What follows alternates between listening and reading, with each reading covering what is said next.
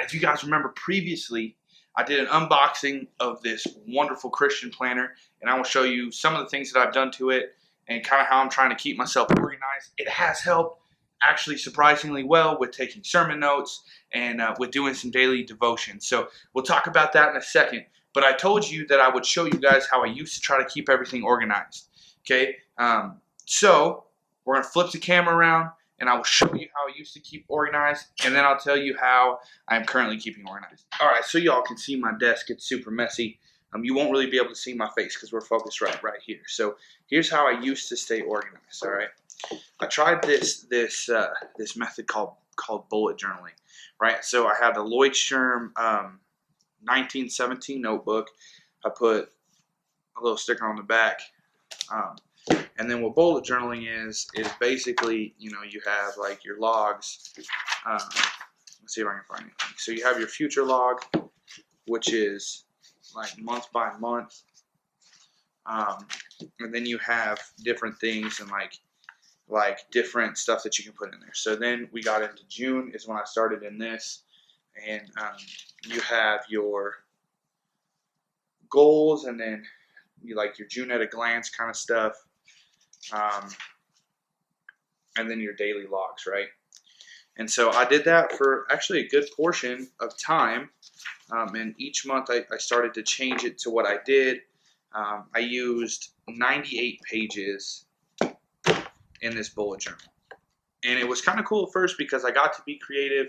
I got to do that kind of stuff. But so I had the bullet journal, and then I had my work calendar. So it's super basic, right? It's just a calendar, like nothing special about it. So this is the one that I use for church. I take it to our staff meetings. I take it to business meetings. If someone calls me and they have something from the church that they need, it goes right in here. And then like church stuff would get transferred to the bullet journal. And then of course we would go from the bullet journal to my church calendar. So it just depends on what happened. Now here's the issue with the specific bullet journal thought process. Why it ended up not working for me, hey, what's up, Josh? Is the time that it took to do the pages and actually make the calendars and do all that kind of stuff. It just took too much time. I found myself doing less and less. I found myself trying to do simpler things. I found myself not using checklists like I should and doing that kind of stuff, and it got really disheartening. So now I just have an extra really good notebook to do stuff in, and it sits in my desk. Now here's how we do things. We use a Christian planner, right, which I put the pin loop on and have my Sharpie pin on. I put our Beacon Hill Cheyenne sticker on the front, and then this concept. All right, so with the Christian planner, it's very similar to the bullet journal concept. So it has like your vision board that you have, and then it has bucket list items, and it has 2020 goals, what you want to do to give yourself fun times.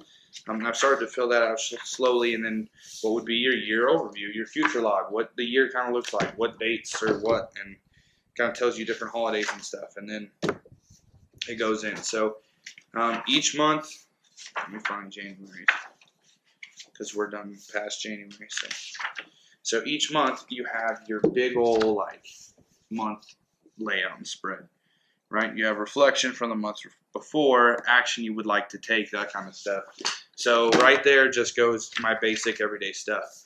And then you have, so for Sunday morning or whenever you end up going to church, you have your sermon notes, and then you have your weekly devotions that you can do. You should probably try to get anywhere more than once a week, but it is what it is. And then you have, so I break them down into little sections. I could break them down into sections. And sometimes it's great, and sometimes it's not.